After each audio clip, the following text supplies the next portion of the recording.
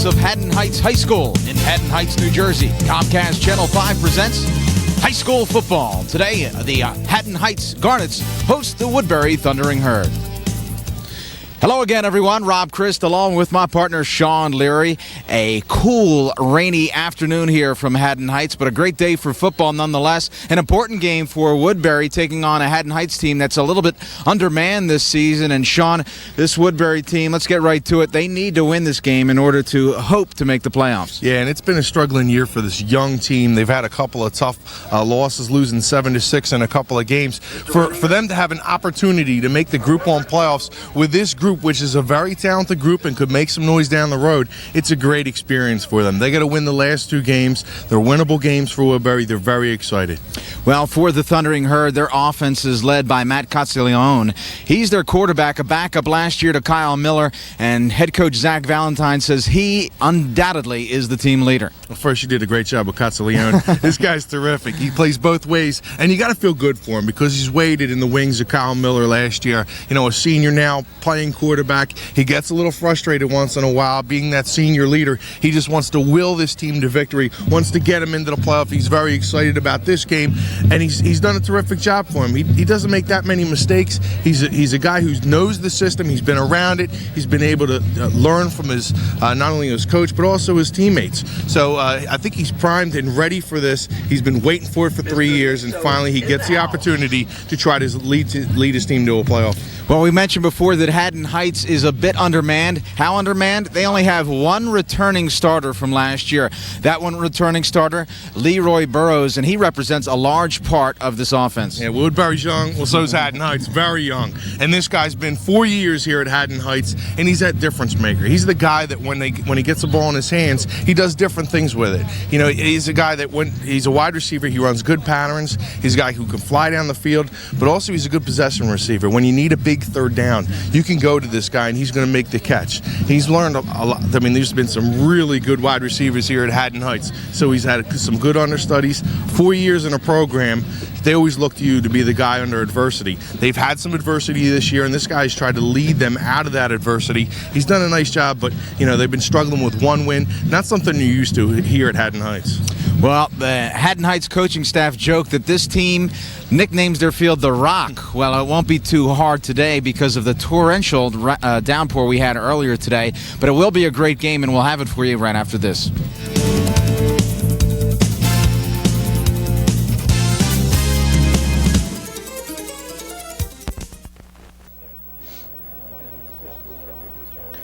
Welcome back to Haddon Heights High School. About to kick off to start this matchup between Haddon Heights and Woodbury. Again, we emphasize the importance of the game for Woodbury. They do need to win this, and will also need to go on and be victorious next week as well in order to ensure a playoff berth. Woodbury Thundering Herd next week will take on a Collingswood team that, I should say, that's Haddon Heights. The Woodbury team will take on a Haddonfield team that's winless thus far, going up against the Haddon Township team today that is also winless. We're underway here at Haddon Heights. Ball is received by Lancaster. Just the man Woodbury wants the ball in his hands, still on his feet. A good return down to the 34-yard line. First down and 10 for the Herd. Yeah, Lamar Lancaster, he's the one that a lot of people have been talking about. Great career in youth. They expect big numbers and big things from him in these 3 years. Lancaster really progressed, according to Zach Valentine, over the offseason. Put a lot of work in the weight room and has improved his strength along with his quickness. And there it is, a handoff, off tackle. And we'll see a lot of that today as Lancaster picks up about 3 yards, 2nd and 7 for the Herd.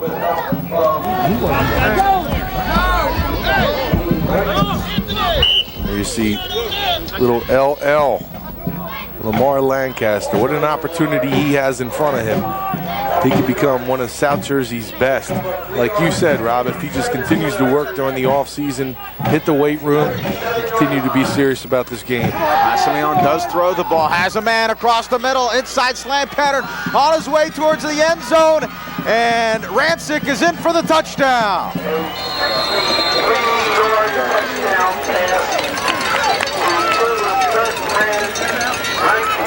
Touchdown. Eric Rank, the 63-yard touchdown reception from Castiglione, and just like that, Woodbury is on the board. Quick strike from this Woodbury offense. Yeah, that was a perfectly thrown ball by Castiglione, right on the numbers. Rank gets a good block downfield, and he's off to the races for 6. A good start for Woodbury early in this game, and a game that they need. Now Woodbury will attempt the point after. They have lost a couple of tight ones this year, in part due to their special teams. They lost to Collingswood by 1. Now they'll fake. Castiglione throws it up for grabs, and it's defended well by Greg Wright. So we thought we were going to get the extra point from Zach Valentine, Rob. It was a good story that we heard about that young man. We'll get into that a little bit later on. But boy, what a confidence builder for Castiglione on the first pass of the game from him. A quick strike. Like I said, right on the numbers. That ball was thrown beautifully. He shot it out there quickly, just over, it looked like a linebacker's hands. Well, again, it was Castiglione who we talked about in the open, and he's a leader of this team, and there you see why. Although he's somewhat undersized, has a good arm, and his decision-making, I think, is his primary asset. I guess that would have to rank as one of the better opening drives for Woodbury. No question. Well, here's the story that Shawn alluded to. Kean Patterson came in this week to join the team, and Zach Valentine said, let's see what you can do with a football kicking.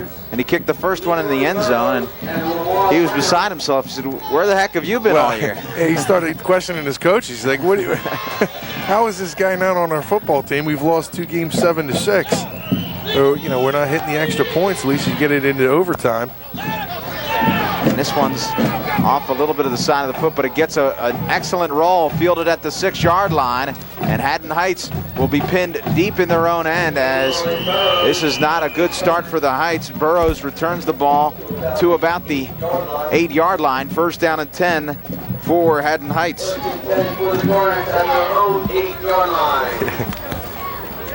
Coach Valentine was like, "Where? What is going on? How can we have this guy?" It's not as if you can hide in a school the size of Woodbury. Yeah, well, he did a pretty good job, obviously. Not to mention the fact that Patterson is 6'4". First down and 10 for Haddon Heights. Greg Wright, your quarterback, drops back to pass. Throws into the flat, and it's knocked down. Excuse me, that's Hassan Presley. I said it was right. Yeah, Hassan Presley. Hassan Presley doing the coverage there. Nice job. That time defending on the play for Woodbury.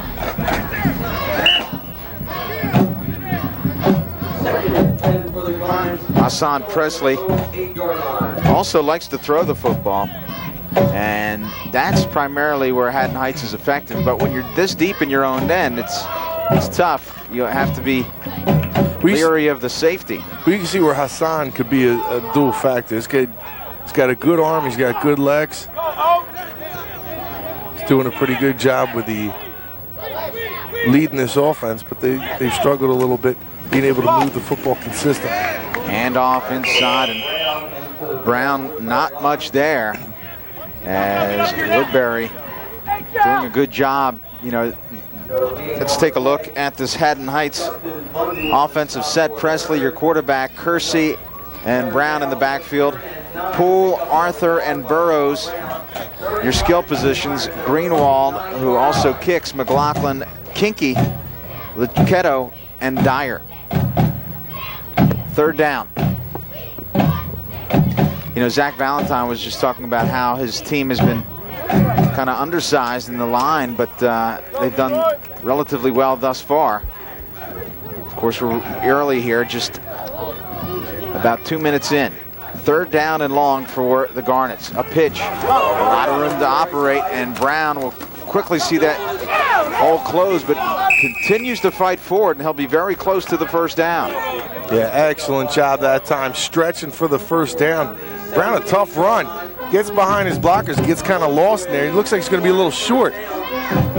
But a gutsy run by the young man as he kind of threw himself forward, trying to pick up the first. Let's take a look at the Woodbury Thundering Herd defense as we get a measurement here. Dustin Bundy, Pat McMahon, Anthony Usher, and Cameron Bergman, your defensive linemen. Medilli, Duffield, and Rank, your linebackers. And then Lancaster, Nelson, Castiglione, and Bill Blair in the back.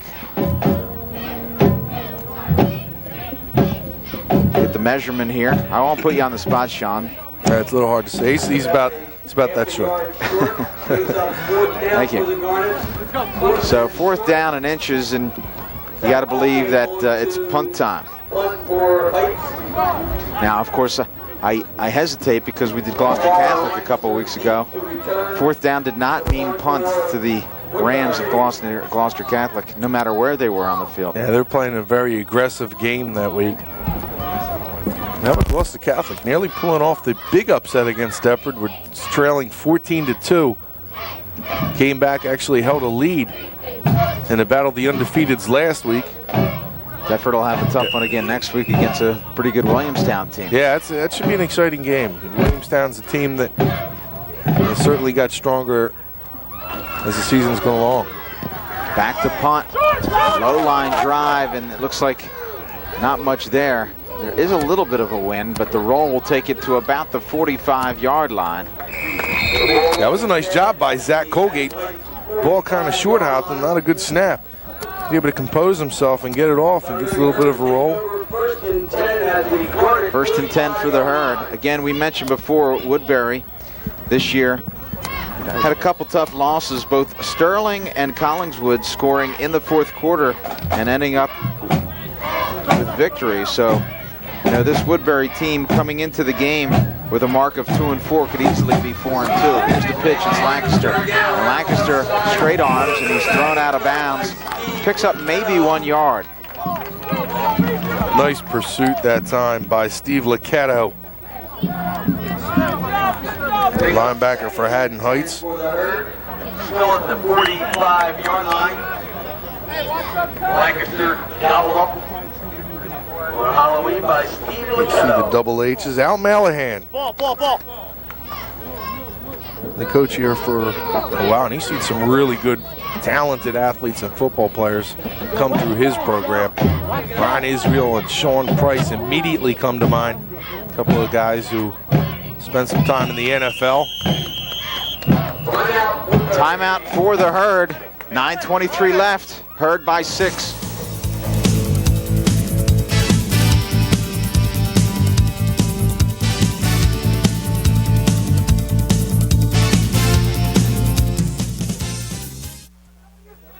Welcome back. 2nd down, inside handoff for the Herd, and again, not much there. So this Heights defense has stepped up after that long touchdown strike from Castiglione. Let's take a look at the offensive set for the Woodbury Herd. Castiglione, Jimenez, Lancaster, Bundy, Nelson, and Rank, your wideouts. Bergman, McMahon, Medilli, Nieves, and Duffield, your offensive line. Yeah, Medilli, he's a good one. That center, he's one of the best linemen in the conference. A guy who Woodbury relies on to get the job done. 3rd down. Rocket screen outside with some running room. Rank, open field. Rank still on his feet, finally brought down at the 11-yard line. But it's hard to believe there was just that much room for Rank. Yeah, it looked like no one got out on him from Haddon Heights. There was certainly nobody on him. They just do that little screen out to the wide receiver, Rank. He's getting a lot of open field looks on 2 passes. And Castiglione, I like the way he gets rid of the ball quickly. Doesn't allow the defense too much time to react. That's something you want to take a look at as this game goes along. This kid studied a lot about the game and how to play this position. Just never got the opportunity until this year. Castiglione, handoff. And here's Lancaster. Lancaster met in the backfield, and no gain there. Well, Shawn, I hope you have Rank on your fantasy team because he already has 98 receiving yards. I do. I didn't start him, though. Take a look at the Woodbury defense. Steve Lucchetto, Ian Crosby, Greenwald, and Arthur are the linemen. Tinley, Poole, and Ransom, the linebackers. Burrows, Kersey, Brown, and Wright. And that's the Haddon Heights defense. Thank you, Woodbury. I shouldn't even have done that. You should have jumped in there and said. Well, you're on a roll. I only got the team right. It would have been perfect. I wasn't sure where you were going, but you were on a roll. Quick drop, inside screen. It's Lancaster, and Lancaster drives forward for about 4 yards. So critical third down here. And, you know, what we've seen from Woodbury thus far, you got to believe that they'll probably think about this as 4-down territory. Yeah, I mean, well, they got the new guy in there. I wonder if they'll try to use his leg to try and boot it through. I kind of doubt it. They didn't use him on the extra points. So. 7 minutes and counting here. Woodbury, once again, their second offensive possession, looking to punch it in again. Castiglione and Rank have been very effective through the air. Let's see if he goes to the air. And Castiglione audibles as he sees man-to-man on Rank. Instead, he goes right up the middle, driving forward. And that's a nice little call by Castiglione. Very close to the end zone, but he will be short. So it's decision time for Zach Valentine and the herd. That's terrific. That's terrific. There's a young man who, as I said, is really waiting for his chance. And he's a smart, you can see he's a smart football player. He knows the game. He sees that the defense is spread out. Calls the audible, calls his own number. Runs right up behind Medilli. 4th down. They can get a first down before reaching the end zone. And Castiglione keeps again, works his way in, touchdown.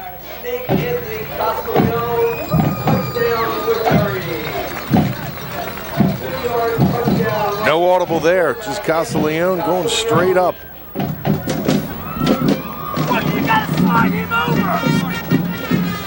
The Woodbury band dressed up a little bit, Halloween. Then we got a mischief night tonight. Everyone's pumped up for Halloween weekend. Woodbury's got to be pumped up about this score, and as we've talked about in the open, Woodbury needing 2 wins in the next 2 weeks to try and qualify for the playoffs, and then we'll see how the power points break down. Alan Pritchett will attempt the point after the kick is up, and it's good. 13-0, Woodbury on top here with 6:13 left. Score with 6 minutes, 13 seconds left.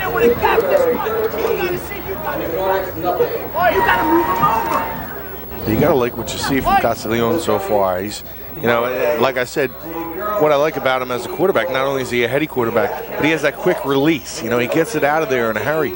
And both his passes so far, he doesn't mess around in the backfield. Doesn't allow Haddon Heights to get any type of rush upfield. All quick strike stuff. And you got to attribute that to really good coaching as well. Zach Valentine, you know, this guy is, I think, one of the underrated coaches in South Jersey. I think he does an outstanding job, and like you talk, a very small school, but he gets the most out of his players. He really puts them in positions for them to succeed and do well. Well, it was very interesting talking to Zach Valentine before the game. He talked about the rich tradition of this Woodbury team, this football program.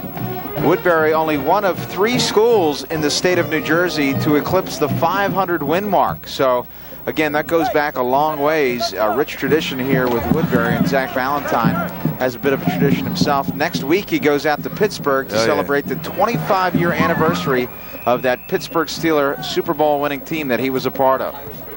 And there's what essentially will be an onside kick, but Woodbury cannot come away with it. That would have worked perfectly for Woodbury, although I have to believe accidentally, again off the side of the foot. I guess Keon Patterson's kind of like Dave Kingman. It's either a home run or a strikeout. Well, there's 2 ways you look at that. You look at it like, oh man, maybe this isn't what I thought it was, or you think, no, I got a guy that's we got a guy that's already working on onside kicks. He's ahead of the game. I like the way you're thinking. First down and 10. Woodbury on D here. Heights at the 40. A busted play. Presley tucks it underneath, and he'll pick up about 6 yards. Well, Presley's a good looking player. You can see he's a kid who's pretty thick. He's a guy that, you know, too many hits are going to put him down for the counties. With a good frame. You can see, you know, if he gets in the open field, he gets up against a defensive back. I'm going to give the edge to the quarterback in that situation. Second down. Presley again, a handoff, and it's Brown with a lot of room. Brown on his feet, driving forward. Finally knocked out of bounds, but not before picking up a big chunk. Well, I'll tell you what, Brown gets the call, and people are going to say, what a great run. That offensive line, the surge from the offensive line that time was outstanding for Haddon Heights. They had about a 2 or 3 yard push that time on the Woodbury defense, and that's what makes that play work. You get that 2 or 3 yard surge, there's no lineman in there to bust up the play, and Brown can shoot it outside in a nice run. 16-yard gain for Brown. The Heights are starting to march on. A bit of a confusion, and Heights forced to call timeout as their offensive alignment a bit out of sync. Yeah, they didn't want to run that play. Al was not real happy. He had 10 guys on the field.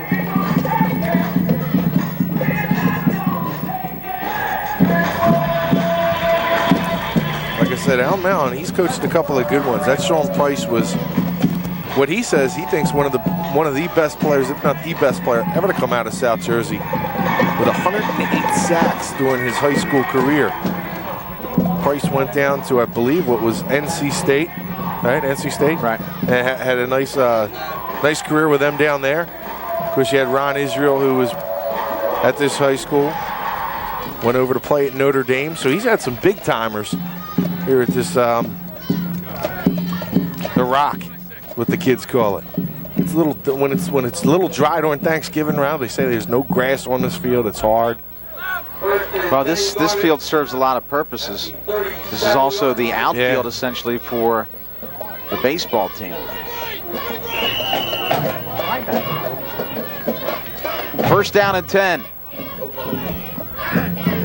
Presley with Brown in the backfield. Again, inside screen.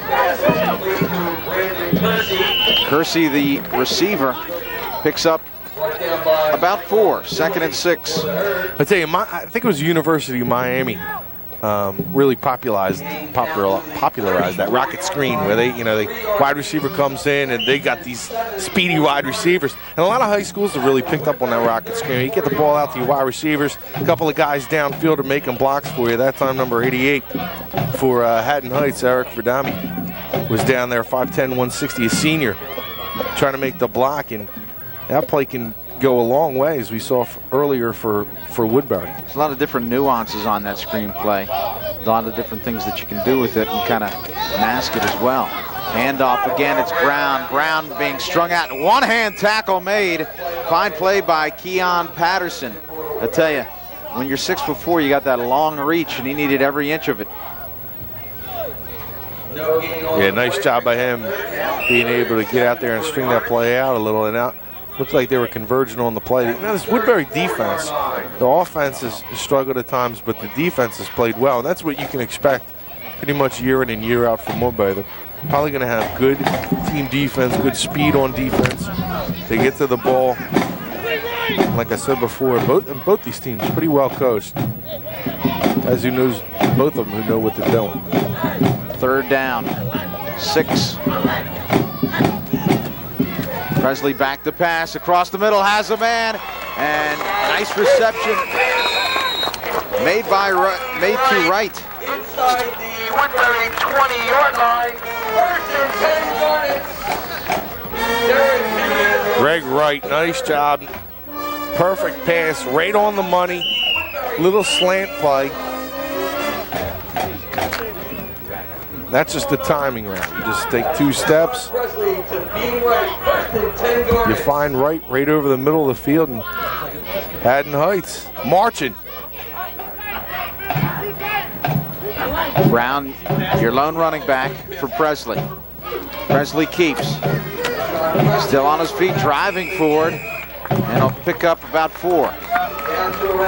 Now, that's a nice first down play. You pick up about 4 yards. You get your quarterback you know, out there and get him involved in the offense. It gives you a little bit more of an option. Woodbury now has to, you know, start paying attention to everybody. So there, it's a nice play. You just want to pick up 4 or 5 yards on the first down. Give yourself an opportunity. Now on second down, you can do a couple of different things. You still have the option to pass here, and it puts Woodbury back on their heels a little. 2nd and 6 at the 15. Presley back to pass, has time, looks for a man, and picked off. Picked off by Lancaster. Well, it looked like Presley and his receiver were on a different page because Lancaster read it all the way, but the receiver ran a little bit of a different route. And that is a tough break for the Haddon Heights Garnets. I think at halftime, Malahan's going to take that page and rip it right out of the book. I don't think he could be too happy with that, with Presley just basically throwing it up, trying to get to the fade to the corner. And his wide receiver just didn't run the route, I don't think, properly. That thing's, I mean, he's supposed to hang it out a little bit more into the end zone and kind of floated it a little bit, but the wide receiver didn't cut to the corner quick enough. Ball's on the 1-inch line, and here's the handoff. Lancaster able to give his herd some breathing room.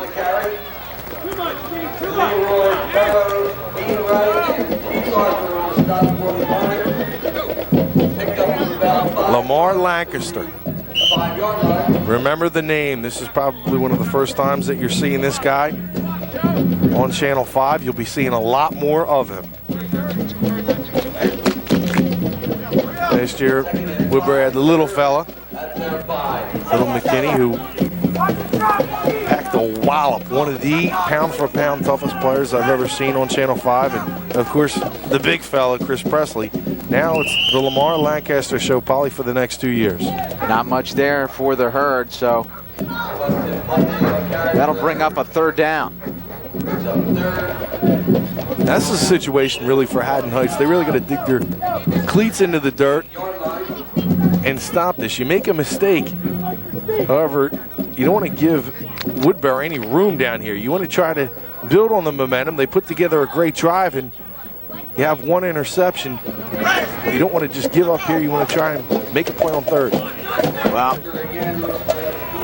very close to a 1st down. It looks like Woodbury will have it. So the herd winning the battle in the pits is Dustin Bundy, the ball carrier. You know, Haddon Heights, we mentioned before, a little undermanned. They have 2 seniors on the line who have never played football before this year. I mean, that's tough. That is tough to deal with. I mean, you got to really teach the game. I mean, you're hoping at that point when you get seniors on an offensive line, you're hoping that they know the fundamentals of the game and they'll be able to just fine-tune as a senior. Again, there's that quick screen, and this time it is well defended.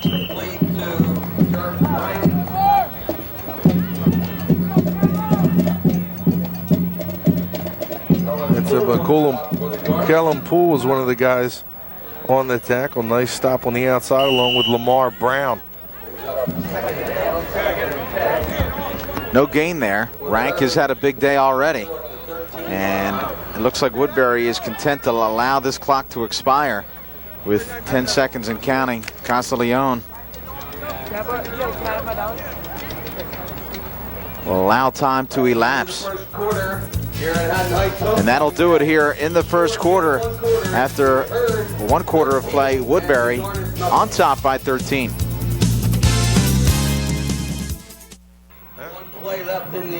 Welcome back. It was actually a delay of game, so this is actually still the 1st quarter. And Castiglione with a lot of room cuts it inside and finally brought down, but not before picking up a big gain after the 5-yard penalty. So 1st down here for the Woodbury herd, and now they will switch sides. Ball all the way down to the 27-yard line, so a 19-yard gain for Castiglione, and that's some of the experience and knowledge and vision that we spoke about from Castiglione. Yeah, I really like what I see from Castiglione in this game. Like I said, he's a heady player. He's smart. He's a fiery guy, a good leader.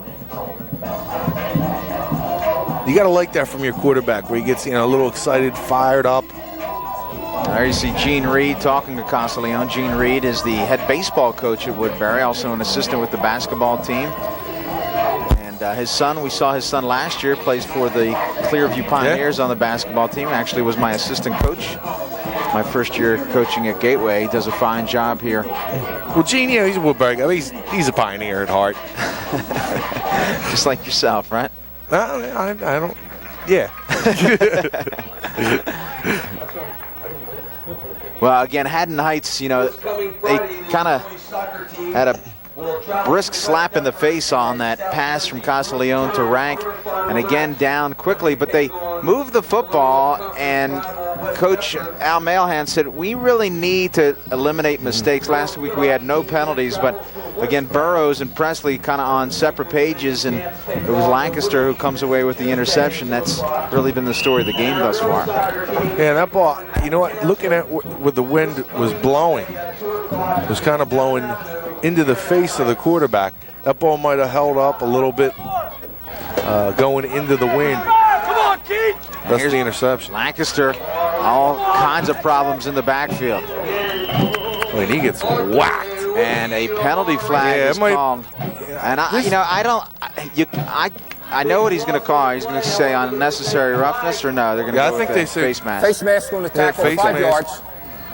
And this is against Haddon Heights. I thought they were going to give him a spearing penalty. That's what appeared too. I thought maybe he was leading with what they call the crown of the helmet. I think a lot in the NFL. Face mask, 5 yards. Repeat it down. But you can see there. Again, we just mentioned how Heights has to eliminate the mistakes there. They have a big defensive stop, and it's all for naught because of the face mask call.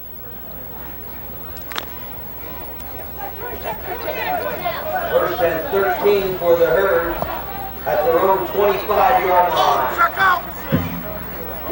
I'm right to you, Woogie! Castiglione, and his running back slips, and he will be forced to eat it. Anthony Castiglione, quarterback. Castiglione just sitting there waiting. Are you coming?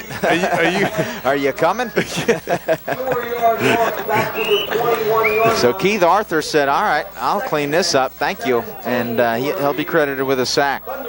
He's wondering, was this a delay? I thought this is... This is quite the delay. When's this train about to arrive? That part of the field's really messy. I mean, you can see it down there. It's all beat up. We were down there earlier before the game, and this field will be chewed up today.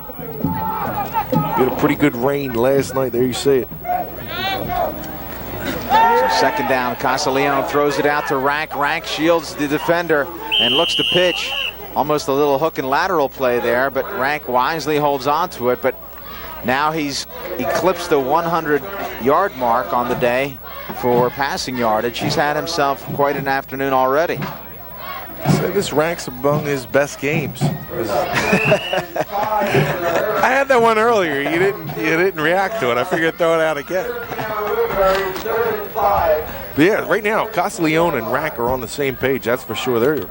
He's hitting him in stride. The passes are crisp, right on target, right on the numbers.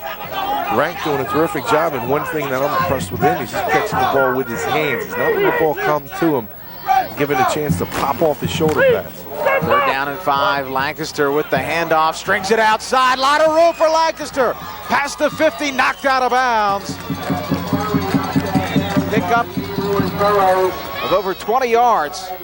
First down and 10 for the Herd, and that looked like a play that had nothing, but that's the excitement that Lancaster brings to this Herd offense. Yeah, he's a big play guy, and I'll tell you, this is disheartening for Haddon Heights. Like you said earlier, I mean, you throw the interception, but you still can pin him back, and you have a nice drive. I mean, you're moving the ball, you have the interception, but at least if you're able to play some defense and make a couple of plays, you're still going to get a good field position. Even if Woodbury doesn't score here, you know, a punt's going to pin Haddon Heights back. Castiglione keeps into the secondary, and a big hit laid out on Castiglione by Lamar Brown. Well, Lamar Brown's a nice player. I think Al Mallahan's going to be pretty happy with this guy. 5'6", 155, a junior. Not the biggest guy out there, but plays like a big guy. I mean, he comes up, he's had a couple of nice hits. He runs the ball pretty effectively in the backfield. And when Al Mallahan talks about some of his young guys that you know, he's going to need doing this next year to really step up. This is one guy he may look to. And again, a big pickup as the Woodbury line is creating large holes for the running backs. That was Bundy. Yeah, right now they're just opening them up, and Bundy able to explode through it, and they're just, you know, they're just getting it done at the line of scrimmage. You know, when I talk about stepping, I'm talking about a guy who's going to work out in the offseason, who's going to come in, be a leader for your team, somebody that can elevate his game to be a playmaker. And again, another big pickup here for Derek Jimenez. So they're pulling out all the weapons now. So these two teams are banging you. This is football. You got the mud all over the field. It's dirty. Everyone's dirty. Everyone's uniforms all messed up. A couple of big hits in this game. Haddon Heights knows what at stake, has a lot of pride, and obviously Woodbury with their tradition want to try to make the playoffs again. All right. Falling in the championship game last year to a very talented Shallock team. And again, right up the gut. A big pickup for Melendez. So again, we're seeing just about everybody carry the football. We've seen Bundy, Jimenez, Lancaster, and Melendez.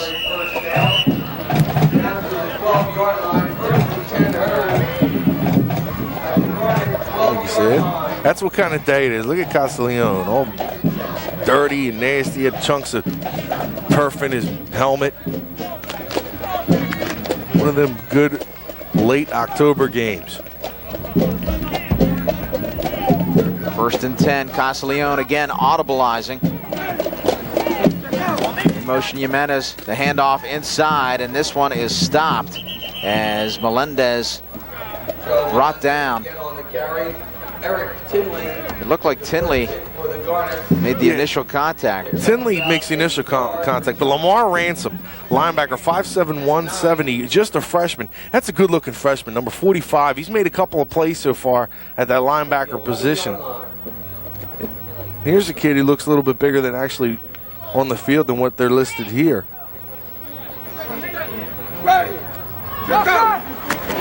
The pitch. This again to Lancaster. Lancaster into the end zone. Unscathed touchdown, Woodbury. And that's just too easy for the Herd. Yeah, like I said, I mean, that really takes the heart out of Haddon Heights after that nice drive. Really do not put points on the ball. But remember, Woodbury was inches from their own goal line. What a drive. You know, Haddon Heights had a tough one last week against West Deptford, yielding 52 points and scoring both touchdowns when the game was all but decided. Previous to that, they were shut out. So this is a team that has had a tough go of it, and they're going to need to be resilient in order to come back in this football game. Kick is up and it's good. So Woodbury adds to their lead. They now lead 20-0 here with 6:55 remaining in this first half. 7 minutes left in the first half. Woodbury 20 and the Garnet nothing.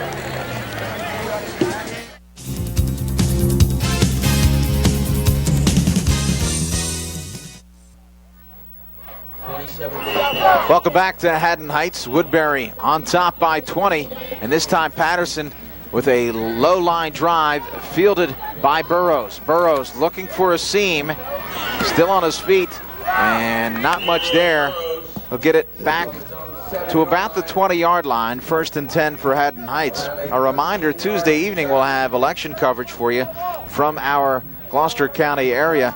I'll be joined by Bob Shryock, along with Dale Taylor. Wow. And I tell you, I'm somewhat biased, but I think we've got the best election coverage in the Delaware Valley. What a trio. If you want good election coverage, you got to tune in to Channel 5. That's going to be something. Bob Shryock could be the mayor of any town in Gloucester County. He could be the governor of New Jersey. There's no doubt about it. In fact, he may be the next governor of New Jersey since Sowers is leaving in a couple weeks. Here's Brown still on his feet and finally knocked down. He's got my vote. He's got my vote. That's probably more than well in Gloucester it's County. already beating McGreevy. Second and 5 for the Garnet. There's no question he'd do well in Gloucester County. And Dale Taylor, of course, also from our area, Woodbury Heights to be exact. He's a political guru. He knows everything. He knows everything about politics. I said Woodbury Heights. I wanted to see if our director Stan Ritter was paying attention. It's actually He was. Nona. Because I think he said idiot. Yes, I think he did. That wasn't the first time. Second down.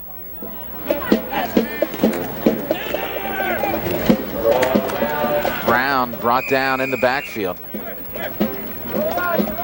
Of course, we have the national election, but that won't be decided until well after we're off the air. But plenty of local goings on as well. So join us Tuesday evening here on Channel 5. And next week, of course, we have football for you once again. Another Colonial Conference matchup, and it'll be a good one. Gateway, a team that's really on the rise under Mark Deal, will take on a Paulsboro team that has really had their way with Gateway over the years. Yeah, it should be an interesting game. We're going to see. I mean, Paulsboro looked pretty good against Lindenwold a couple of weeks ago. We had that game on Comcast Channel 5, but Gateway has excited a lot of people, especially in Gator country. Third down now, and forced out of the pocket. A fumble picked up and recovered by Heights, but well short of the first down. Good job, Keith. Good job, John. So Presley fumbles the football. It is recovered. And it was stripped by Rank. What a game he's having. This guy's done a terrific job offensively, wide receiver. That time, I mean, that's a straight strip of the ball. He was going after Presley from behind and found an opportunity to try and strip it and nearly pulled the turnover. And Colgate fumbles the football and is still on his feet. Will he be able to get it away? He'll keep it and pushed out of bounds. And the problems just continue to mount for this Garnet's team. Well, I was just about to say that a 20-point lead is certainly not insurmountable, but 27 is going to be tough, and Haddon Heights really up against it here. First and 10, just short of the Haddon Heights 10-yard line. Just outside the 10-yard line, Woodbury will take over. Excellent field position, 4:39 remaining. As well as senior day for the Haddon Heights marching band and their parents. Today at halftime. Casaleon hands off inside, still on his feet. Touchdown for Melendez. One play, and Hurd on top now, 26-0.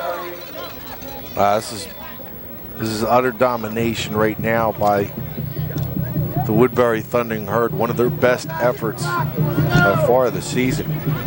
Offensively, they have everything clicking for them. The offensive line is doing a terrific job. Casaleon having a great game with Rank, and Haddon Heights having trouble getting out of its own way right now, just not able to put together a good defensive stand. Well, last week, let's take a look. The ball is tipped, and it is good. That's a perfect Well, I tip. tell you what, if there's any question if things are going Woodbury's way, there's an indication. That's a perfect tip because my truck is right behind the goalpost. And it's been getting pummeled all afternoon. I'm just happy that it just went right over the goalpost. Perfect. Everything's fine. Everyone's happy. Zach Valentine's certainly happy. 27-0 lead. This Woodbury team, although they're 2-4, it's a deceptive 2-4. Again, they could have easily beaten Collingswood. They missed an extra point, and Sterling came back very late in the fourth quarter to defeat them. And conversely, this Haddon Heights team have really had a tough go of it last week against West Deptford, yielding 52 points. They were down 45-0 before they were able to come back and score a couple of touchdowns when West Deptford had cleared their bench. Prior to that, a couple shutouts against Paulsboro and Sterling, and their only win coming against the Haddon Township team that has yet to win this season. But, you know, it was interesting talking with Zach Valentine. You had brought up the point about how a young team can respond after a couple of tough luck losses where you lose in the fourth quarter, 7-6. He said, well, young guys, they have short memories. They kind of forget about things pretty quickly. And, you know, in a case of a team who's maybe a couple of seniors who are thinking this is our last time playing against this team, this was our opportunity, those type of losses, I agree with them. I think it's going to hurt them more. Young guys, they think, you know, we'll get them again next year. You know, we're still a young team, we're improving. And I think those losses against maybe a team with a little bit more senior leadership really would have been difficult. But this is a young Woodbury team, and they're going to learn how to win those games, those 7-6 defensive struggle type games. But it's I mean, it is tough when you lose 7-6. That's hard to swallow. You keep looking back, thinking, "What if?" You know, we'd be a much higher seed. We play, you know, maybe 3 or 4, or you know, maybe even higher. Zach Valentine's not the type of coach that feels sorry for himself, though, and he had one concern, and that was today's game. At this point, it's going to be hard for Woodbury not to go forward, but again, they still have one more hurdle to climb, and that's Collingswood. Right now, Haddon Heights, in order to come back in this game, really needs to put together a solid drive here, generate some momentum before going to the locker room. Here's Brown, and Brown is going nowhere. Yeah, you're exactly right. They have to establish some type of momentum, and they were able to do that on the drive previous to this last touchdown, where Woodbury drove the length of the field. You know, they drove down. They just had the unfortunate interception for them. As this game's going to go along, it's going to become very harder to even run. It's going to be, you know, the track is going to be even a little muddier, and I think it's going to be more difficult to score. So that's not even on the side of Haddon Heights with it, something that they're going to have to deal with in the second half as well. Play is taking a long time. Second down. And we have trips left. Presley with Brown in the backfield. Burrows split widest, and all kinds of problems here. Well, last week, Heights without a penalty. This week, the wheels are starting to come off. Yeah, that was a pretty interesting comment by Malahan. Not having a penalty last week with a pretty young team. That's a dead little ball foul. Procedure.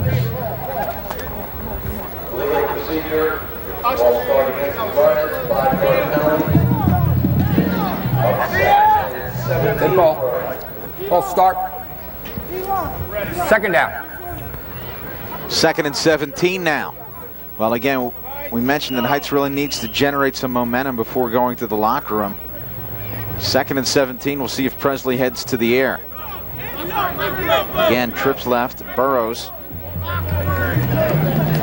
closest on the screen. Presley back to pass. Good time. Throws it out in the flat, and it's dropped. Presley's pass intended for Leroy Burrows is incomplete. Yeah, that time Burrows, I mean, he probably knows that he should have came up with that ball. Is thrown perfectly, really, by Presley. He shoots it out there, puts in the position of his wide receiver to maybe try and make a move. Lancaster was out on him. There wasn't much, there'd be a lot more room if he was able to get behind Lancaster. That play was a little slow in developing, and you know, again, I think that at this point, they're probably better off. If they're going to go underneath, they're going to have to go on a slant pattern and hope to pick up some additional yardage. Again, Brown, your lone setback. Burrows split left. He's working against Lancaster. Presley looks like a screen set up. And now Presley tucks it underneath into the secondary, and Rank holds on. And a nice tackle made in the open field by Rank.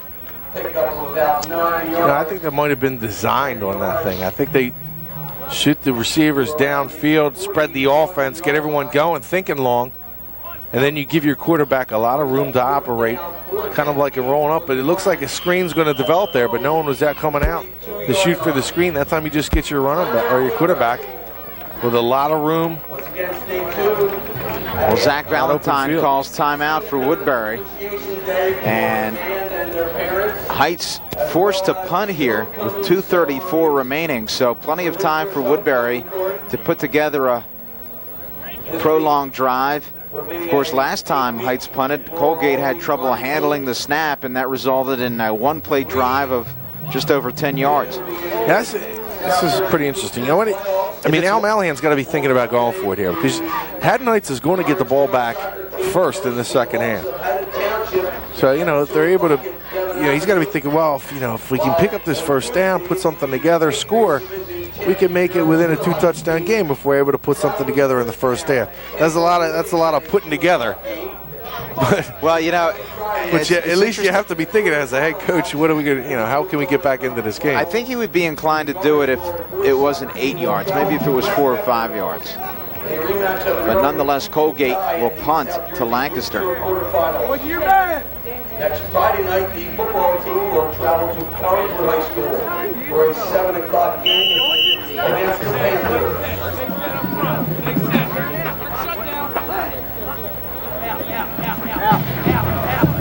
Snaps away. Colgate will get this one off, and this will roll towards out of bounds, but will stop before reaching there. So ball down at the 31-yard line. 1st and 10 for Woodbury. They'll have 69 yards to travel in order to gain the touchdown here with 2:22 left. And if you're Al Malahan, you almost got to tell your defense, look, try and strip the ball, try and make something happen here. We got a couple of minutes. I'm sure the football's kind of wet, a little dirty. Maybe you can get a strip or something. But you got to take chances here, play aggressively, down a few scores. Pitch, Cochleone finds Melendez. Melendez strung outside and looks like no gain. I'm sure Zach Valentine will be more than happy to go into the locker room up 27-0 and just run this clock out. Still just going under 2 minutes. Plenty of time for this Woodbury offense to score.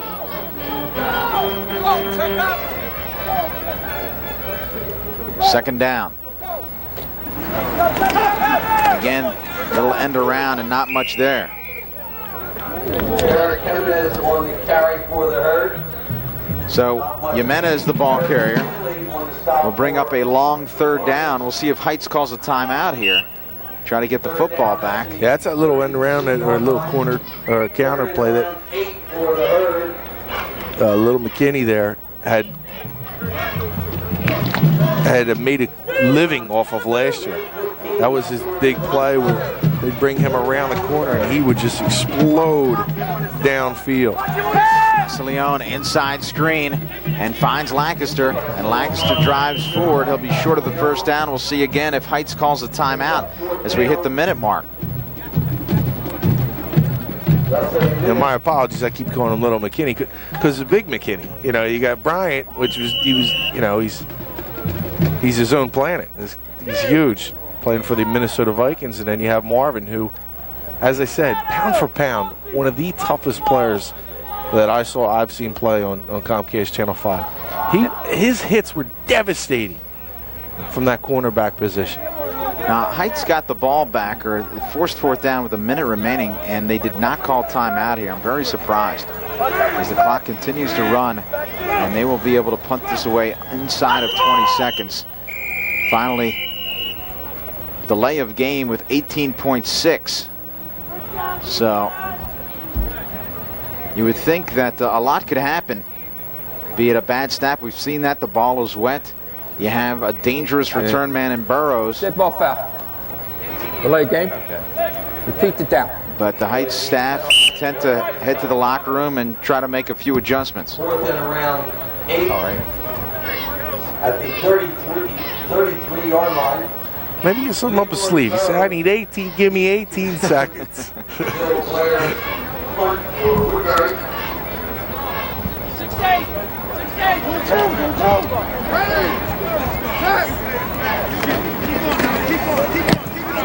Blair punts it away, and he will punt it wisely away from Burrows, and it will roll and be downed with 7 seconds remaining. 37-yard line of Haddon Heights.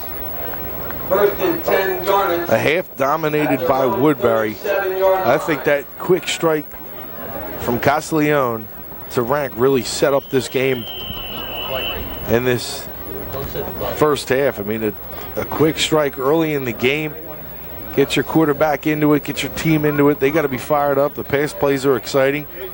And Rank, what a first half he had at wide receiver. 3 catches, Woodbury, over 100 yards. that's their last. Well, Woodbury calls timeout here with 7 seconds, and this is what you call the super duper prevent defense. Yeah, I'm sure they're going to have a couple guys back there. He's getting all the big guys. He sends number 73. He's a big guy. You got to go to the sideline. This is where we want the little guys in there that can get downfield and just prevent any type of big play from Haddon Heights. Well, this is where you typically see the hook and lateral or some type of gimmick play. If, in fact, Haddon Heights has that on their mind, they may just simply play it conservatively, take a knee, and, again, try to regroup, which the fact that they didn't call a timeout with a minute left, I think you would be more inclined to think that that's what will transpire, but we'll see.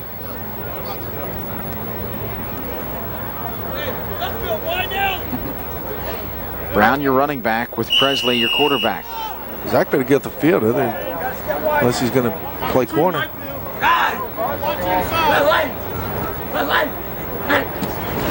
Presley back to pass. A lot of protection, and he'll give it a heave. And this is thrown into the secondary and picked off with no time remaining by Derek Jimenez. And I suppose a fitting way to end this first half, as Haddon Heights has had their troubles. They head to the locker room. It's the Woodbury Thundering Herd on top, 27-0.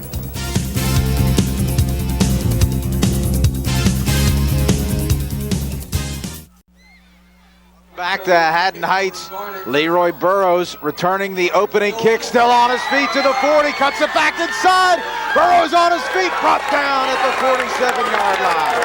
And that's the spark that the Garnets needed to start this second half. Well, we were waiting outside of the truck, and everybody was pretty quiet walking out of that Haddon Heights locker room, but there was one guy who was speaking up, trying to fire his team up, and it happened to be Leroy Burrows. Like I talked about before the half ended, you score, and then you never know what can happen once you're coming out of the locker room down 3 scores. You get the ball first. That's certainly a boost for this Haddon Heights team as they look to their leader, the 4-year starter, the 4-year player here, Leroy Burrows. Heights with excellent field position to start things in Woodbury territory. Quick toss, Brown outside, cuts it back in, and he's cut down by the linebacker Medilli.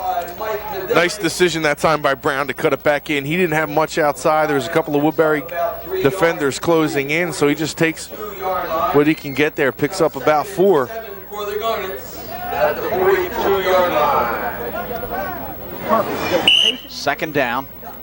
Garnets.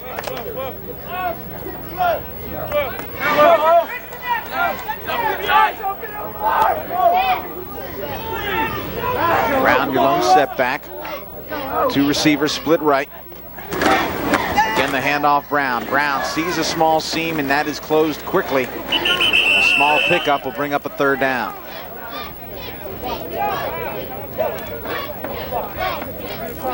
This is where they may look to Leroy Burrows. In fact, Leroy Burrows coming out of the thing was saying, pick it up, yo. Pick it up, yo, trying to get his team fired up. Pick it up, yo, would be good right here. For 3rd down, you need to pick up the 1st down. I think the yo works as an exclamation point there. It's a little, like, let's get it together. Yo. But I love the guy. I mean, when you get a guy, no one's talking, you get one guy out there firing his team up. You know that guy's the leader of the team. Well, he's the one returning starter, and he's the guy that they have to look to. And thus far, it's been Brown who's been carrying most of the load offensively. Presley hands off to Brown, and Brown pushing forward, and that's a good nice tough run. So he'll be very close to the 1st down. Now, Presley's their quarterback, but throughout the season it had been Colgate. Colgate suffered a concussion. As a result, he's not your quarterback today. That's why you were thrown in the beginning of the game. Then you mentioned Colgate. You thought Colgate was coming out, but right, he's a little bit banged up. We have seen him on punting duties, however. He's been able to handle those duties, and that's been a little bit rough for him. He hasn't got the greatest snaps back to him. at the Woodbury 37-yard line. He can serve as a punter, provided he avoids contact. 4th down here, and 1 on the 37-yard line. Watch for a little rollout, maybe. You're possibly going straight up the middle of the ground, but I didn't even think about trying to roll out Presley. Well, the problems continue here for Heights as they're forced to call a timeout. They're obviously a big play here. They really need to generate some momentum, and they call timeout to collectively get it together. Harrison, Mike, here. Looks like they got about 2 yards to go to pick up the 1st down, which really doesn't give you that, you can't really go with a sneak, or you really can't say, oh, we'll just go right up the middle and try and pick this thing up. I think you got to be a little bit creative on this play call. Got the cheerleaders doing their thing here. You got quite an eclectic mix today from the cheerleaders. You got some type of tribal drums going. Earlier we had your favorite, Quiet Riot. You're all big. Quiet Riot. Yeah, we're not going to take it. We're not going to take it wasn't Quiet Riot. No. Twisted Sister. Twisted Sister, that's right. Quiet Riot. All those hair bands, they throw me off. Twisted Sister, buddy. Dee Snider used to rock back in the day. Wasn't no Iron Maiden. They weren't no Iron Maiden. Dee Snider's now a disc jockey in the big timer here locally. Big 4th down, Rob. I mean, this can really set this 2nd half off for Haddon Heights if they pick this thing up. 4th down and a fumbled snap, and this looks like it's going to be short of the 1st down. And you know what? If you're Haddon Heights, you just got to figure today's not your day. Yeah, he's going to come up a little short. Everything that could go wrong has gone wrong. Yeah, it's going to be short, and that's. It looked like they had a little bit of a surge too. It looked like they had a little bit of a surge. I mean, they're going to measure here, bring him in. I think he's still short. But they had a surge. It's a shame he fumbled the ball because he looked like he possibly could have done something a little bit on that right-hand side of the line. They did a nice job blocking. He's about a football shy, so the ball turned over on downs to Haddon Heights.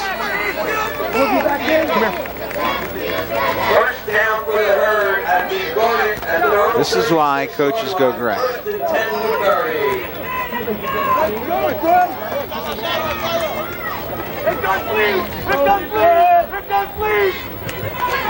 First down and 10 for the Herd. The Herd again needing a victory here, and at this point they have really had their way with this Haddon Heights team. Hand off and a big hit laid out in the backfield, but able to push forward for about a yard.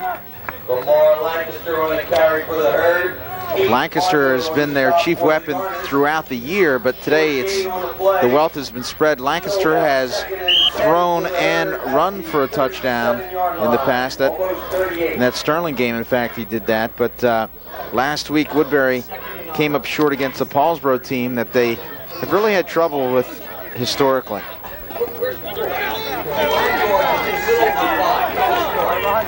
Second down. Casaleon inside handoff.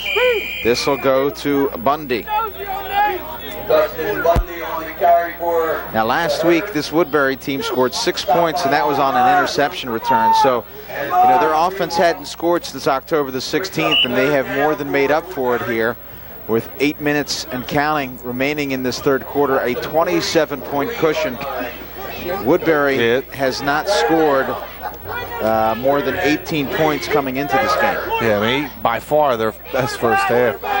They really put it together, and this is the time where you want to put it together. You got playoffs coming up. And is it a lateral? They'd say that it is. It looks like a turnover here. Haddon Heights finally picks up the ball. Fumble return on in, touchdown. Hassan Presley has just left the building. 27-6. Yeah, just a poor decision that time by Casaleon. Probably should have just ate it. You don't want to give, up 4 scores. You don't want to give them any momentum. And That's where, you know, you know you're going to have to score a couple touchdowns offensively, but, you know, if you're down by 4 scores in the fourth quarter, you got to be thinking we need a defensive touchdown, we need a special teams touchdown. Well, Haddon Heights needed a spark, and a poor decision by Castiglione results in a Presley touchdown. Heights will attempt the point after. This is Greenwald.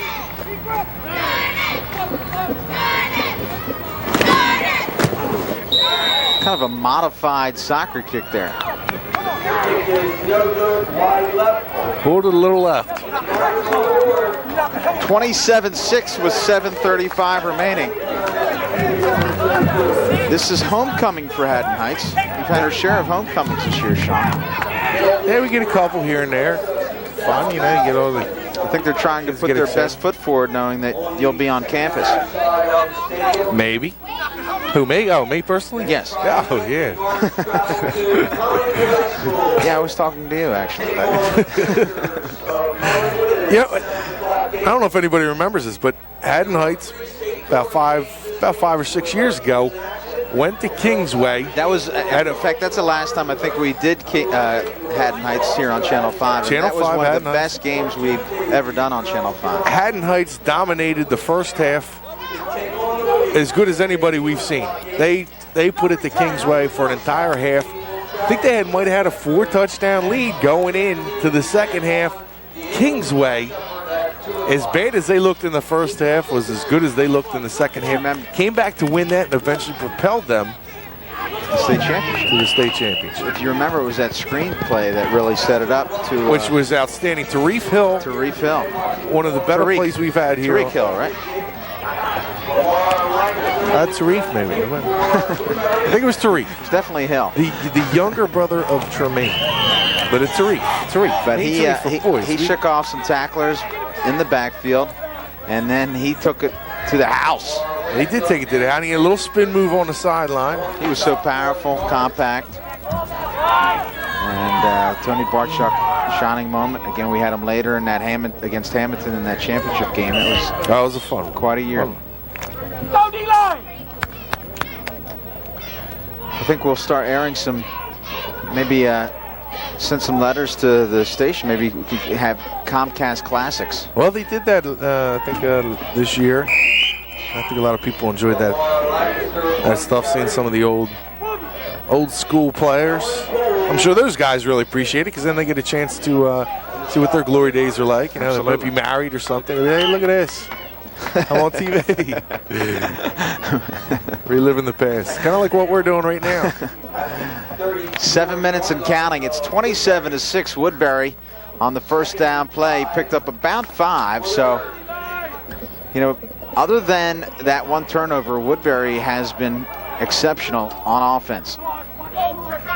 Castiglione, your quarterback, the senior, has made some solid decisions. And now he is caught in his backfield and dropped for a loss. Keith Arthur has been around the ball quite a bit. There you see him, big number 80.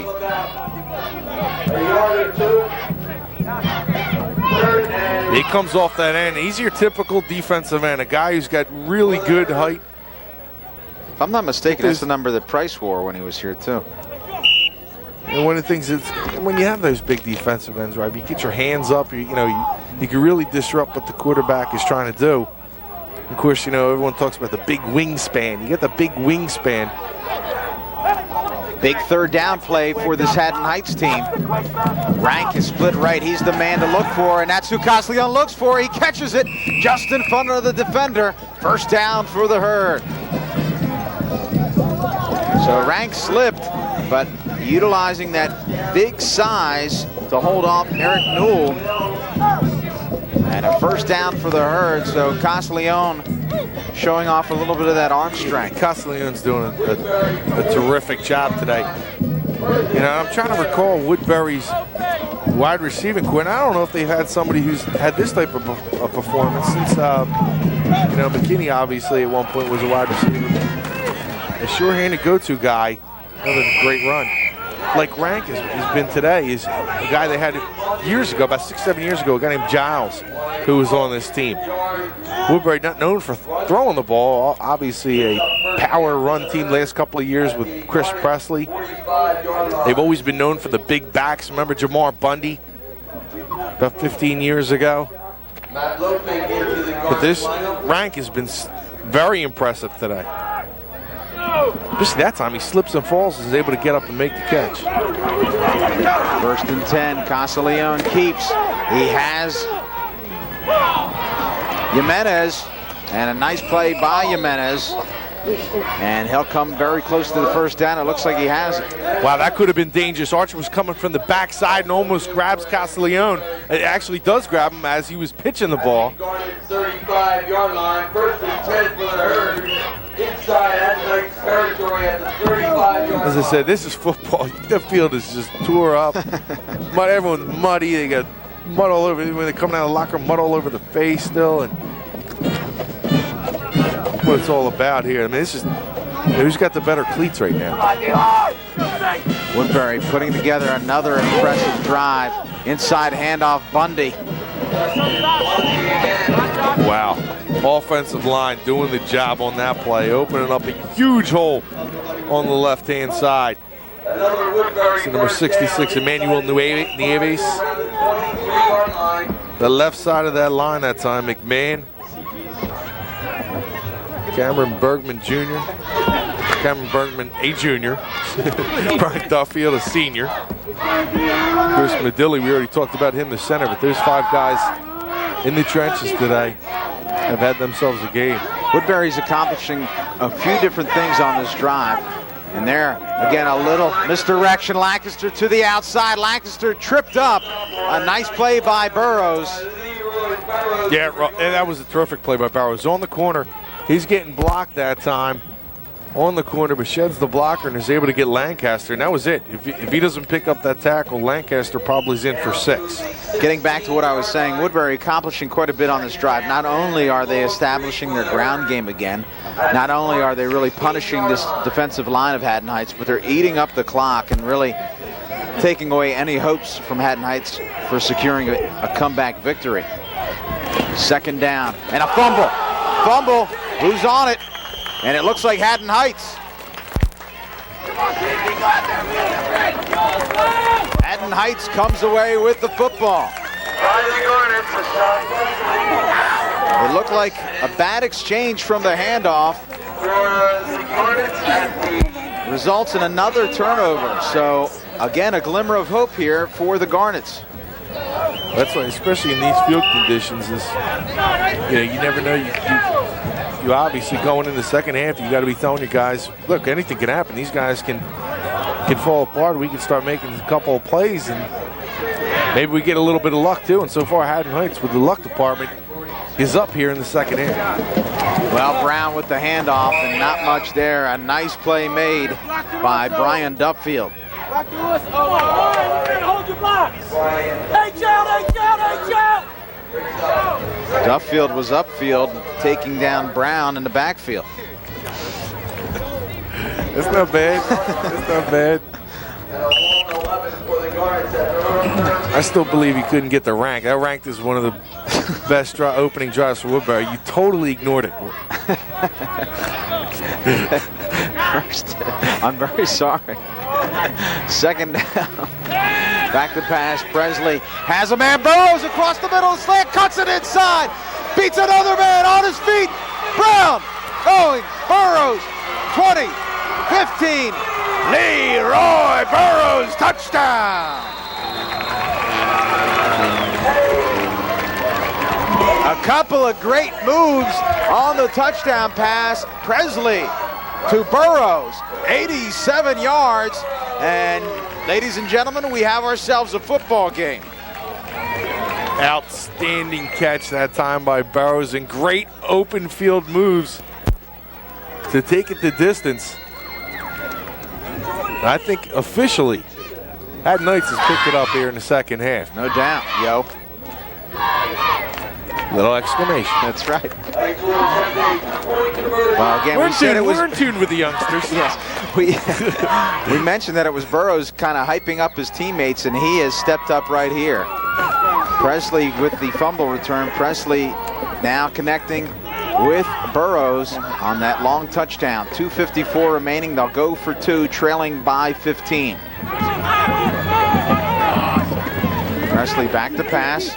Throws it up all by himself, and the 2-point conversion is good.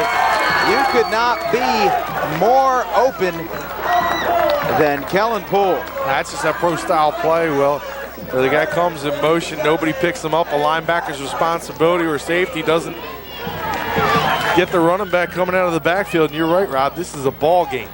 27-14, Woodbury now has to be thinking, oh, uh-oh. Poole was more open than an adult swim. Adult swim. Never mind. It's 2:54 remaining in this third quarter. 27-14. I'm drowning. I have no idea what you're talking about. During break, we'll explain that to you.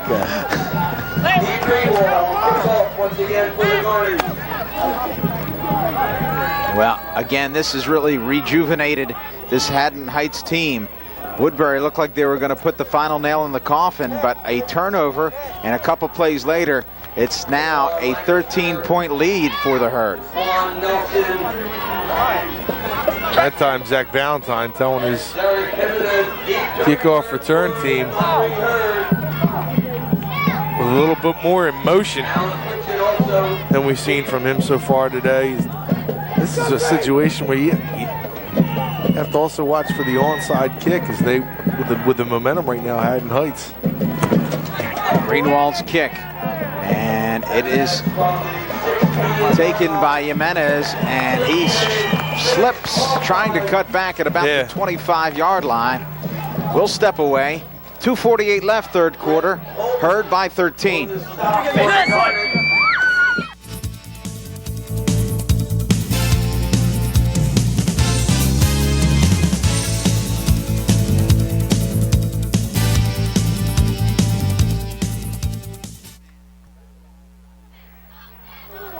Welcome back to Haddon Heights. 2:48 left. Woodbury with a first down. They lead by 13. And now this Woodbury team starting to sweat it. They have really controlled the trenches, but nonetheless, 2 turnovers quickly leading to 2 Haddon Heights scores. That time Poole was going for the strip. You could see him visibly trying to get to the football and rip it out of the hands of the ball carrier. And that's right now, that's Haddon Heights. They're just flying around the ball. They're trying to make plays, and that's that whole momentum swing. It's just take one play. Everything's going so right for that man. Right now, everything going wrong. There's the end around pitch, and Lancaster close to a first down, but he's just shy, about a yard shy. And again, this Woodbury team, the only thing that seems to stop them is themselves. Yeah, and I mean, on a field like this, you're going to have a couple of fumbles are going to happen. You just can't shoot yourself in the foot. I know Koch Leon's made some outstanding plays. He makes one questionable play when he's being tackled. He throws it out there, and that really opened things up for Haddon Heights so far. But Woodbury's still been able to move the football. Handoff, Lancaster on his feet, and more than enough for the first down here. So again, we see that tremendous push of the Woodbury line. I mean, if you're Zach Valentine, you know, your team just gave up a couple of touchdowns, but you still got to feel pretty confident the way the offense is moving the football, and then moved it down and, you know, got the unfortunate fumble for them. But Woodbury's still been able to drive the ball, pick up first downs, eat the clock. And now qualified for the state tournament on the 13th of November, with Matt Mitchell finishing 3rd overall in First and 10, a minute 8 and counting. 27-14, Woodbury. Again, it's Lancaster. He's met in the backfield, stood up and tackled. That's a big loss and a big play for this Haddon Heights defense. Lancaster looks to be a little slow in getting up. It looked like he was a little slow the last time. Laquetto comes up 6'1", 175, does a Good job of shooting the gap and grabbing Lancaster, throwing him for a loss. But Lancaster right now, he doesn't look like he's 100% back there running the football. It looked like he might have tweaked an ankle or something.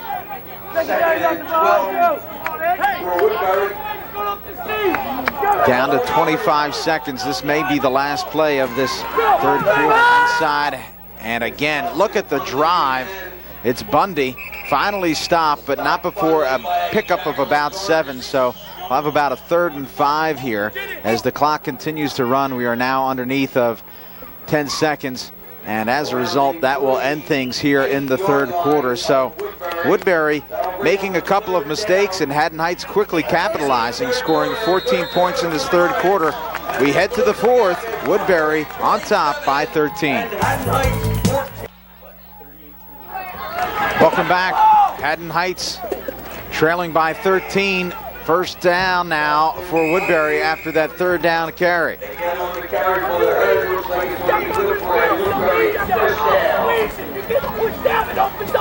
Well, that was a big play for Haddon Heights, Shawn. You really sensed that they had some momentum. They made a big stop on first down, and certainly plenty of time here, but you got a sense that if they could have made that stop, then this game would have really been wide open. Let's go, come on. Again, the handoff met in the backfield. Arthur has had himself quite a game. Yeah, he has. Arthur's done a nice job. He's been able to shed the blocker and make plays in the backfield. Second and a little more than 10 for the Herd.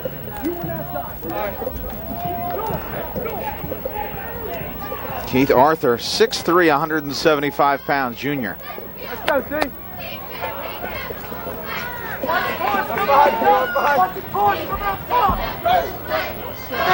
Lancaster in motion. The pass, good protection, throws it up, has Rank, throws it up, and Rank tries to one-hand it.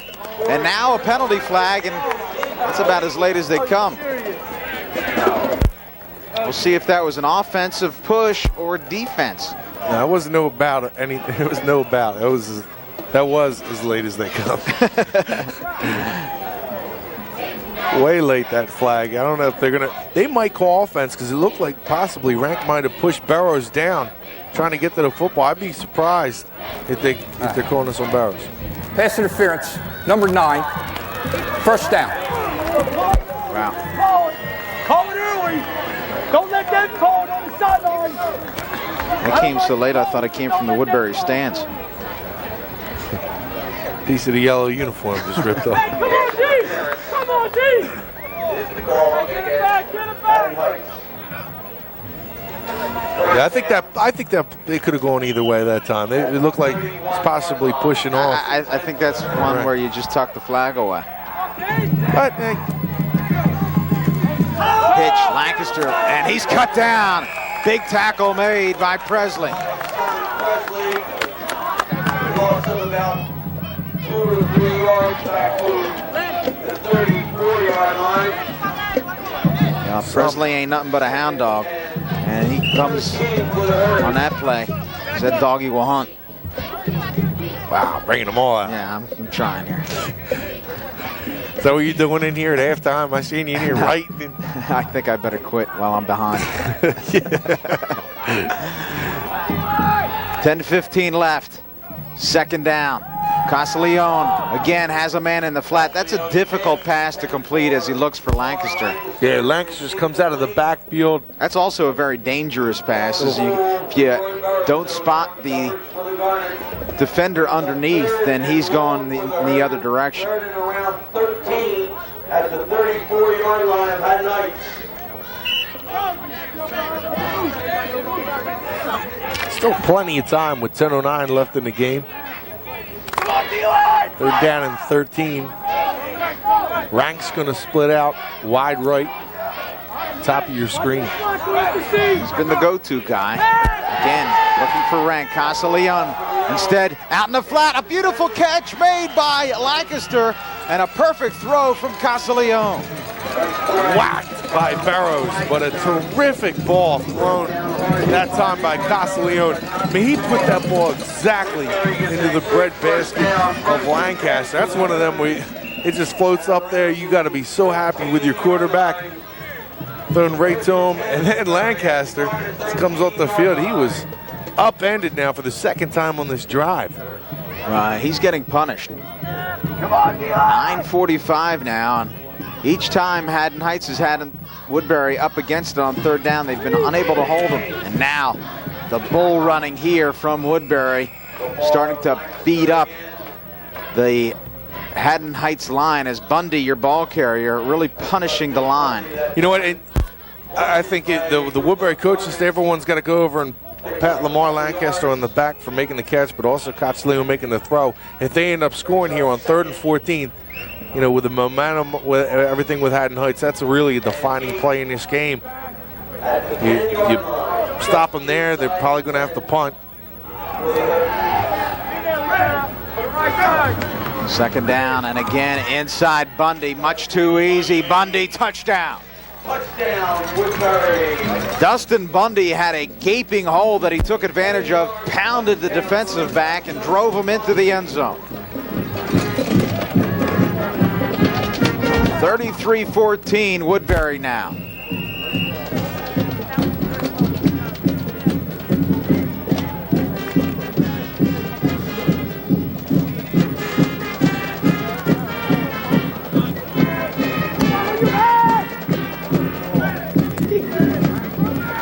Point after the kick is up, and it's no good. Well, Coach Valentine's really excited about this Woodbury team, and you can see why. He's got some young players there. Dustin Bundy, a junior. He's been waiting for this team really to put a full game together, really explode offensively. They've done it against Haddon Heights, who is kind of struggling this year. They're going to need to continue to do it next week going into the playoffs, because they're going to start going up against some real good teams. There you see the Woodbury schedule. They have Haddon Heights, a tough loss against Paulsboro. Now, don't forget that Haddonfield has yet to win, so you have to like Woodbury's chances, although, you know, I think Haddonfield's a little bit better than their record indicates. But Woodbury in the driver's seat, really, because they're going to most likely come away with a victory here. If they beat Haddonfield, they're in the playoffs. Their power points will be very good because they're playing some bigger schools. And, you know, on top of that, they've really generated some momentum heading into the playoffs should they win next week. Now, you talked about this Woodbury team. On the roster, they only have 5 seniors. One of them's the man kicking off, Kean Patterson, who just showed up last week. So, again, you can see why Zach Valentine's excited about this team next year. Casa Leon, probably the biggest loss because he is the kicker. And there's a short kick, and Haddon Heights will take it and drop immediately. Luquetto, you can tell he's a lineman. He just goes right down on the play. But Casa Leon, they'll be without him next year as the quarterback. From what I understand, Bill Blair will likely take over as the quarterback next year. And again, this is a team that will really look to next year on Channel 5 and for some positive things. Well, Bill Blair, you would think he would play quarterback at some time in his career because of the ties with his family and Joe Namath. Joe Namath, right? Quarterback, one of the best all-time quarterbacks. That's right. Okay, handoff Brown inside, and not much there. Just to give you an idea of what we're talking about, Bill Blair, his father, out in Pittsburgh, I believe went to high school with Joe Namath. So naturally, his son would be a quarterback. Right. Dead ball foul here. You know, Dead ball foul. Sportsmanlike penalty, Woodbury. You know, like Valentine said before the game, he said, you know, you could still win with young guys and still kind of build, you know, for the future. And Woodbury has been unsuccessful. Well, when you have he had a couple of tough luck losses late in games.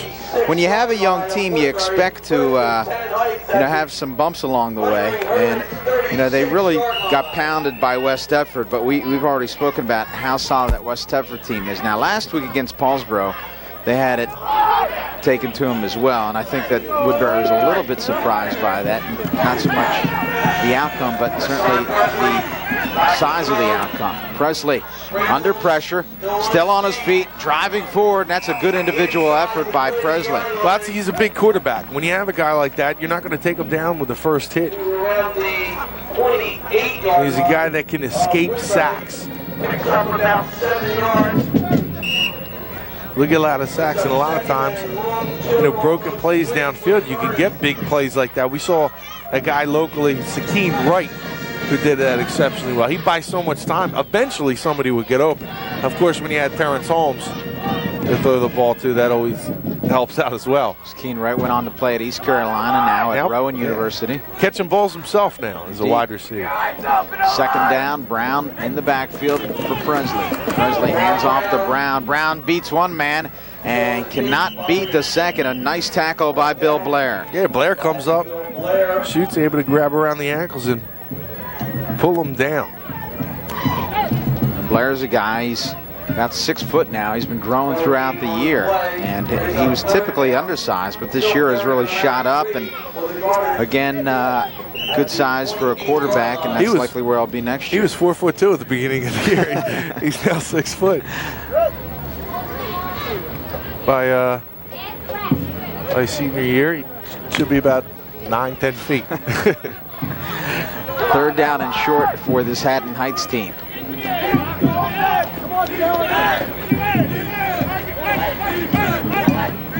6:45 and counting. Handoff Brown with a good push by the Heights line. Heights, and Brown spun around. A big hit laid out, but not before a first down for the Garnets of Haddon Heights. First down at the Woodbury 16-yard line. First and 10 Garnets at the Lettering Herd.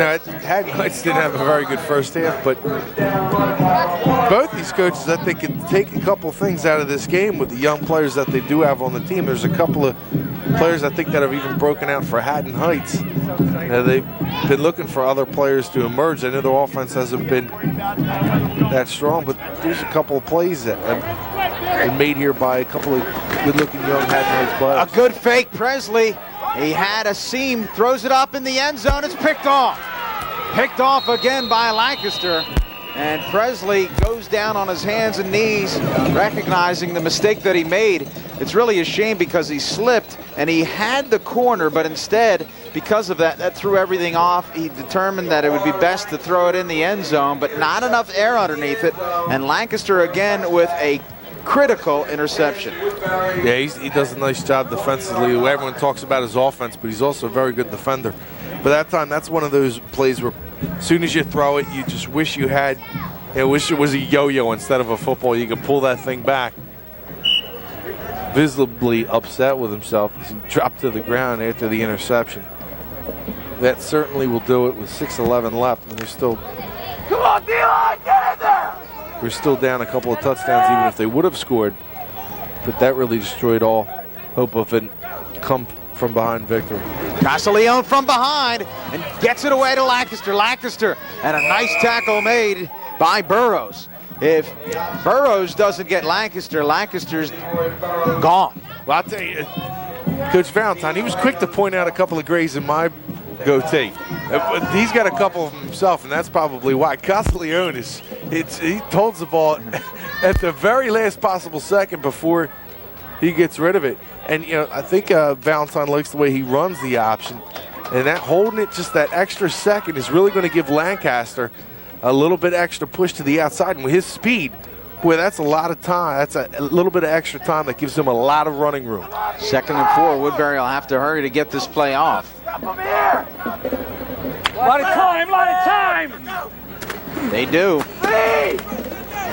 Again, a big pickup here by Joe Melendez. Now, Melendez is just a freshman. And again, you see the size of Melendez, 5'10", 193.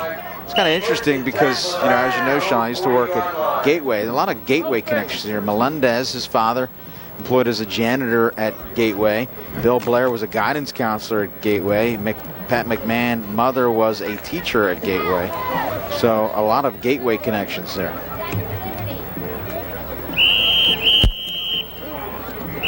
Live on the play.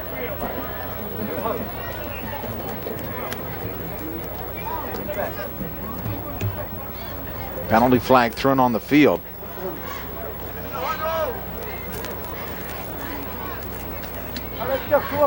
Illegal substitution.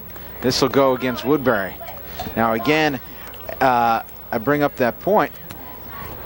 First, let's go down to the official. Illegal substitution, Woodbury. 5-yard penalty.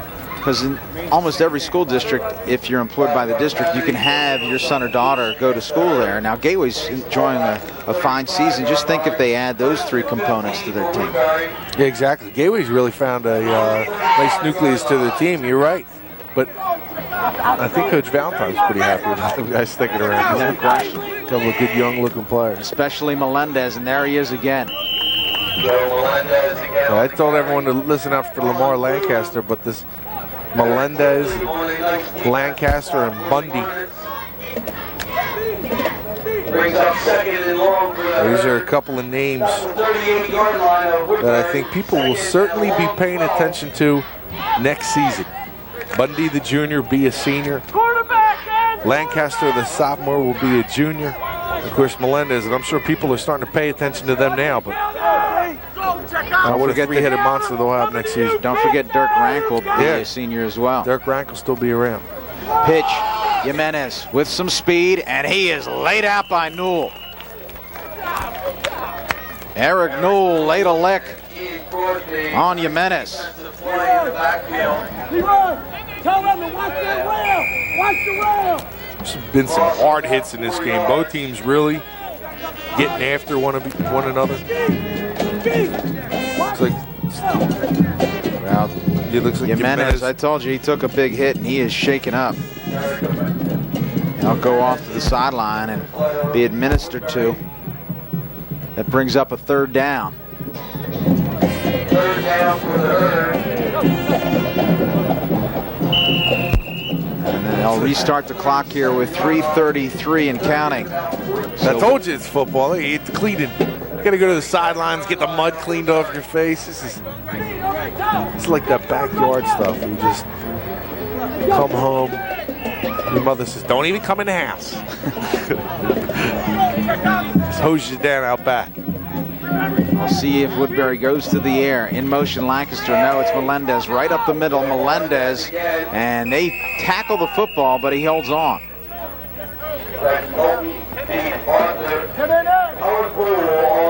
I know we've said this a couple of times, but it's now playoff time in boys and girls soccer and field hockey. That starts this week, coming up.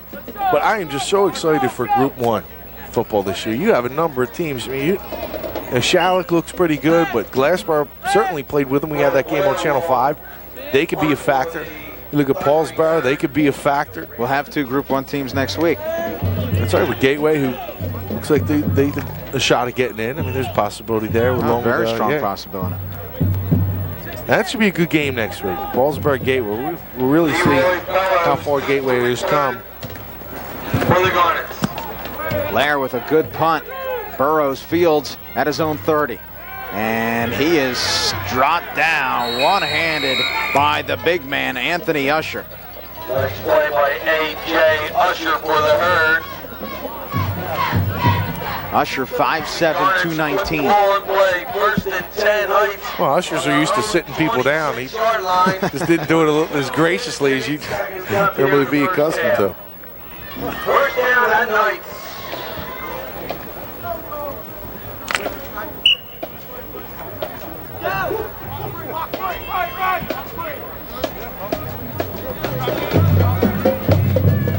First and 10. 2:08 remaining. Ball on the 25-yard line. Presley looks off the primary receiver, throws it up, and Blair almost comes up with the interception. And Haddon Heights, they've gotten away with a little bit of offensive interference there. brings up second down for the Garnets. Second and 10 at the 26-yard line. Again, next I think all of West Deptford right now has to be very concerned with the status of one Anthony Scarrato, who apparently was hurt in Friday night's game, and did not play after, I think, 5 minutes into the first quarter. You know, Anthony Scarrato is an exceptional player, but even without Scarrato, West Deptford is really the team to beat. We don't know the nature of his injury at this point, but obviously he is a big cog in that machine.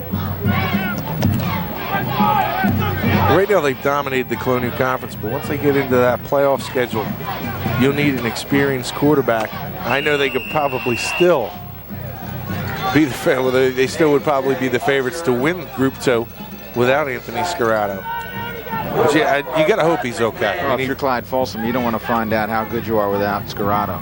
No, and just even for the kid, you hope he's okay so that he can finish out his career. And what a terrific player he is. Not only a terrific player, but also a great guy. Just a great kid.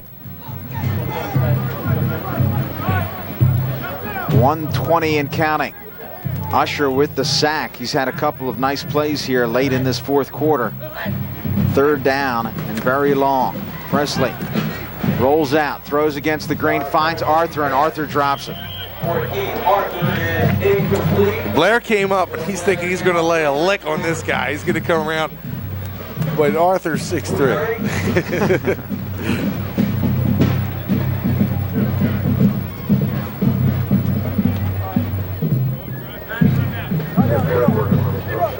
But Arthur needs to maybe take in a couple of cheesesteaks. Needs to thicken out a little bit, but he's got the frame for it. 6'3". That's a cool. When coach looks at 6'3", they just salivate at somebody like that, because you can build the frame. You can't get anybody taller. But a 175, a junior, he'll be back here again next season. He's had a pretty good game, Arthur. Yes, he's been around the ball quite a bit tonight. And Zach Valentine coming out to talk to his troops. Just 68 seconds remaining here. 4th down and 20. Haddon Heights looks like they'll go for it. They have nothing to lose at this point. Down by 19. And Woodbury, again, will generate some momentum going into next week. You mentioned before Group 1, we had Glassboro and Shalleck in an excellent game, and you get a sense that Herb Nealio would love to have a rematch. Oh, yeah. And don't forget Salem. I mean, Salem lost to Shalleck 9-6. So, there's some teams out there. And even Lindenwold. I mean, we saw Lindenwold, who has a couple of weapons on their team. They got a huge offensive line. And we like watching that game, you say to yourself, well, if this team really puts it together for a game, they can beat anybody. So that's what's going to be neat. Even first round, you might have a game where a number 1 or 2 seed could be knocked off this year because how deep Group 1 is. And that's why I think it's going to be a great tournament. Saying that, it'll probably be the top 4 seeds will blow out the rest of them. It'll go as ordered. But Presley back to pass, and he'll throw it up for grabs. Has one man, and defended by Casaleon as he tried to find Burrows. Leroy Burrows is incomplete and knocked down. Well, ball turned over on downs at the 20-yard line, and with 59 seconds left, you have to believe Woodbury will take a knee. Call it a day. Woodbury takes over on downs. First down, 10 for the herd at the 20-yard line. Again, next Friday night, Haddon Heights travels to Congress High School to take on the Panthers in a 7 o'clock game. So you can tell now that the Woodbury kids who have not played in the game yet, because their uniforms are squeaky clean. Yeah, they're pristine. You can tell when a new guy gets in this game. I'm not sure after these couple of plays that's going to change. See, I just throw myself right in the mud. Bill Blair, your new quarterback now, and he looks to hand off, but he has nobody but himself. And Blair will be brought down. See, I just throw myself in the mud, come home, but it was a tough one. Tough game today. Oof. See, as you say you're tired, you might make me a little soup or something, you know. We're underneath 30 seconds here. This should be the last play of the game. Blair has Melendez in the backfield. In motion, it's Bundy. And again, it's Melendez who stumbles in the mud. He's dropped for a loss. And that should do it here from Haddon Heights. Your final score, Haddon Heights tried to make a valiant comeback, but it came up short. Woodbury defeating Haddon Heights by the score of 33-14. Woodbury 33 and the Garnets of Haddon Heights. In fact, I might even go hop into that mud a little bit. At Tomlin High School, 7 o'clock. Have a great Halloween and be careful. Stick around, we'll have a post-game wrap-up right after this.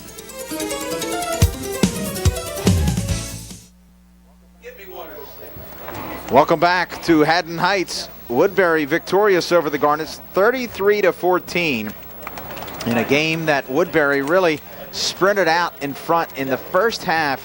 27 points. Haddon Heights comes back, capitalizing on a couple of Woodbury turnovers to make it close, and then Woodbury just started to flex their muscles once again. Well, if you're Al Mellahan, at least you got to say, well, our team came out fighting in the second half. They're down 27-0. They haven't quit on us all year, and you got to be, you know, I mean, you look at a guy like Leroy Burrows, you got to feel for the guy. He's been here for 4 years. You know, this is winding down his career here, and you know, he may go on and play a Division II school, but this Haddon Heights team is so young. They're undermanned. You know, they had adversity. The guy who was on the team goes to Camden Catholic. So there's, you know, they've fallen on some tough times. And right now, if you're Woodbury, hey, you look at the schedule, you say, well, Haddon Heights and Haddonfield at the end of the year, they're not the toughest of teams that we're going to have on our schedule, and you wonder if that's going to gauge how you're going to go into the playoffs. But you look at this Woodbury team. I mean, like I said, the 8 seed or 9, 7 seed. Woodbury has those three guys: Melendez, Lancaster, Bundy. You know, Caccileone. Now you got Rank. They start to gel. You never know. You play good defense, you make a couple of plays. This Woodbury team could conceivably knock somebody off. It's just going to be, how their defense plays. But they got to be excited about their chances of making the playoffs now. Well, we'll have the playoff run for you in a few weeks, but next week we look ahead. We have Paulsboro and Gateway in a good matchup. And once again, a reminder, on Tuesday we'll have live election coverage from Gloucester County. I'll be joined by Bob Shryock and Dale Taylor, live from the studios of Comcast Channel 5. From Haddon Heights, once again, your final score, it was Woodbury defeating Haddon Heights 33-14. For my partner, Shawn Leary, my director, Stan Ritter, I'm Rob Chris. Thanks for joining us. Good night, everybody.